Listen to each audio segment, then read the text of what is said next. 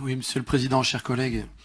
D'abord, je dois dire que c'est un grand plaisir d'intervenir après Jean Damien et que j'aurais pas aimé pouvoir le faire avant parce que je sais qu'il dit toujours des choses intéressantes et c'est important d'y répondre. C'est pour ça, cher Jean Damien, que je te laisse parler d'abord. Tu l'auras bien compris.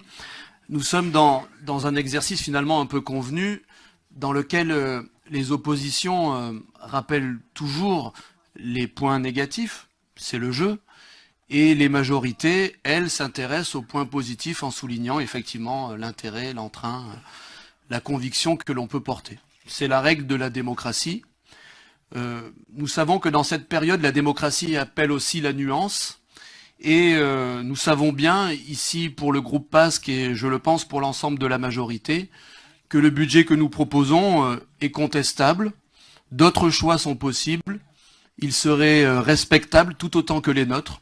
C'est encore une fois la question politique qui est posée. Mais nous assumons nos positions. Et s'il faut dire du bien de ce que nous portons, de ce que nous défendons, eh bien c'est aussi notre rôle que de le faire. Et je ne doute pas que sur la vision un peu nuancée que vous avez proposée, et je note d'ailleurs que le président Mermiot-Blondin qui exigeait le silence ne l'accorde pas aux autres, mais encore une fois, c'est aussi cela l'exemplarité. C'est bon? Merci. Non, je saluais, je recommence ou non, c'est bon? Non, je saluais à quel point il faut être aussi dans la nuance et reconnaître que d'autres choix auraient pu être possibles, aussi respectables que ceux que nous portons. Et nous mesurons à quel point les contextes sont difficiles, à quel point, effectivement, les choix que nous faisons peuvent être contrastés. Mais c'est aussi cela l'intérêt de l'action publique, porter des choix différents selon ses convictions, et nous l'assumons. Je voudrais, pour ma part, en mesurant encore une fois que tout n'est pas parfait, et que les réponses que nous apporterons seront certainement contestées, et pas seulement dans cet hémicycle, y compris par des citoyens qui s'interrogent. Je voudrais pour ma part saluer l'effort de gestion qui a été proposé par le vice-président. Un effort de gestion qui doit avoir pour objectif, non pas de gérer pour gérer, parce que j'ai aussi entendu ce qui a été dit sur la nécessité de réduire la dépense publique, mais gérer pour avoir les moyens d'agir pour la métropole et pour ses habitants. Vous proposez, monsieur le vice-président, de ne pas augmenter la fiscalité, de tenir compte des retraits nouvelle fois confirmés de l'État dans les aides aux collectivités, de respecter le pacte financier, de respecter le tableau de bord exigeant que vous nous avez fixé, et pour fixer une trajectoire que nous voulons claire et des choix qui ne sont pas forcément évidents, qui peuvent être difficiles. Je noterai pour ma part l'investissement massif, qui certes pourrait être plus important, mais qui est le plus important des collectivités locales à l'échelle de notre territoire, 500 € par habitant. Les dépenses de fonctionnement qui sont contrôlées, dans un contexte dans lequel je ne connais aucune collectivité, ni de droite ni de gauche, qui propose de baisser son budget. Je n'en connais aucune. Et ce lapsus, ça peut peut-être dire quelque chose, mais je vous laisse l'imaginer de votre côté. Mais aucune ne souhaite baisser son budget. Je me reprends. Hein. Vous évoquez également la solidarité, le maintien des aides aux communes et une épargne brute qui, dans nos ratios, va augmenter. Ce qui, dans l'ensemble des collectivités que nous gérons, dans nos communes, n'est pas si fréquent. Nous avons donc des marges d'action pour les services publics et pour les politiques publiques. Et en cette période difficile, cela a été évoqué, de changement climatique, d'interrogation sur notre modèle social, d'interrogation sur notre modèle démocratique, nous devons assumer des ruptures. Et je partage ce qui a été dit par Jean Damien Mermiot-Blondin sur les grands bonds plutôt que les petits pas. Et là où nous divergeons, c'est sur la manière dont nous proposons ces grands bonds ou ces petits pas. Moi, il me semble que dans le budget que nous proposons, il y a un certain nombre de ruptures qui vont dans le bon sens. Pour accepter de ne pas toujours faire ce que nous faisions avant. C'est cela aussi avoir une vision nouvelle. Il ne s'agit pas d'innover pour innover, mais à nous innover pour assurer la cohésion, pour permettre de bien vivre ensemble et faire en sorte que cette transition écologique et énergétique soit la plus efficace et la plus rapide possible. Sur l'attractivité économique, notre territoire, quelles que soient ses époques, quelles que soient ses sensibilités, a toujours eu un temps d'avance.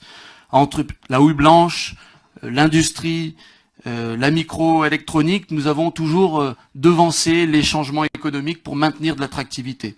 Nous devons continuer cela. Et dans le budget, vous proposez à la fois le soutien au triptyque traditionnel de notre agglomération, université, recherche, industrie, mais aussi la diversification, le tourisme, le marketing territorial, qui sont des nouvelles politiques, le service aux entreprises, qui est mis en avant, le soutien à toutes les filières, et pas seulement à celles liées aux hautes technologies, le soutien à l'agriculture et à la forêt, mais aussi au commerce de proximité qui joue un rôle important. Sur l'environnement et la transition énergétique, certes, nous pourrions faire plus, certes, nous devons faire plus, mais quand on consacre 70% de son budget d'investissement à la transition énergétique, je ne sais pas si beaucoup d'autres collectivités font autant. Nous devons faire encore davantage, mais cela est remarquable et il faut le souligner. Quand nous mettons en place un service public de l'efficacité énergétique, cela est important parce que ça ne concerne pas que la métropole et que nos services publics, mais aussi les usagers qui doivent améliorer la performance énergétique de leurs bâtiments. Quand nous mettons en place la centrale Biomax, d'autres ne le font pas. Quand nous mettons une politique des déchets, des transports en commun volontaristes, on a encore annoncé, suite au comité syndical du SMTC, que les horaires, que les bus seraient encore plus nombreux après 22h30. Cela a du sens et de l'intérêt. Et si nous le faisons, c'est aussi pour la cohésion sociale, et surtout pour la cohésion sociale et territoriale, parce que c'est le cœur de notre engagement. À quoi bon développer l'économie, les richesses, si c'est pour ne pas les redistribuer et pour laisser certains au milieu et au bord de la route? Nous devons lutter contre les inégalités, c'est ce qui est proposé dans ce budget, le dynamisme économique au service de l'emploi et de l'insertion, grâce à de nouvelles compétences que nous portons, essayer de loger chacun dignement, la rénovation urbaine pour le cadre de vie, le territoire zéro chômeur qui est un bel engagement et qui est encore une fois une innovation, le fait que nous puissions assurer un attelage avec les communes sans concurrence avec elles, et puis la prise en compte des risques, cela a été évoqué, sur lequel nous devons avancer. Pour autant, je rejoins encore une fois mon prédécesseur, nous ne devons pas dresser de satisfecit et aborder cela avec humilité. Certes, ce que nous portons, nous y adhérons, mais il faut être lucide et aborder avec humilité l'ampleur du travail qui s'offre à nous. La situation est délicate, il y a des taux à surveiller. En effet, la situation est fragile et tout écart serait difficile et les conséquences seraient importantes. Nous pouvons mener mieux un certain nombre de politiques. Il continue d'y avoir à Grenoble et dans l'agglomération des difficultés de circulation. Il continue d'y avoir une pollution importante.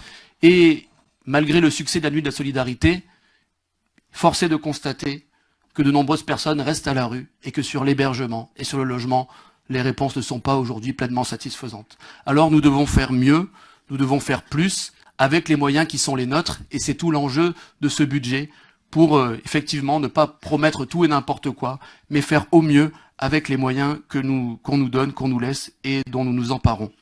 En tout cas, pour notre part, nous voterons ce budget parce qu'il nous laisse la capacité à faire et à agir. Nous le voterons avec fierté, humilité et responsabilité. Avec fierté parce qu'il nous permet de renoncer à aucune des convictions qui sont les nôtres, à aucun des combats que nous menons au nom de notre sensibilité politique. Avec humilité parce que nous mesurons l'ampleur du travail qu'il reste à faire et nous savons à quel point les citoyens sont exigeants et ils pourront contredire aisément notre travail.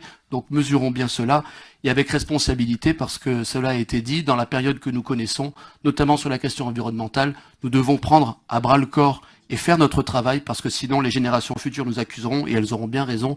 Mais ce budget est un bon premier pas et nous le voterons parce qu'il nous engage pour l'avenir.